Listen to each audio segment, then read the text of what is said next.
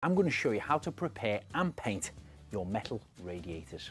Mix up some Frenchic sugar soap with some warm water and start to scrub the surface of your item, making sure you clear away all the grease and grime. Then wipe this off with a damp cloth. Once you've dried it, you can give it a gentle sanding down. And if you come across any rust spots, give these a good sanding off, then mask the areas where you don't require any paint. Now you're ready to apply your paint. I'm using Frenchic's trim paint and the colour is Cool Beans. It's part of the Samaritans range. If you're applying it on with a brush, start at one end and work your way up and down following the contours of the radiator. Then feather over it gently just to make sure you're spreading it evenly and avoiding any drips. And of course you can always apply the paint using a radiator roller, but it still needs to be feathered off with a paintbrush. Frenchic's trim paint also works amazingly well if you're applying it with a paint sprayer.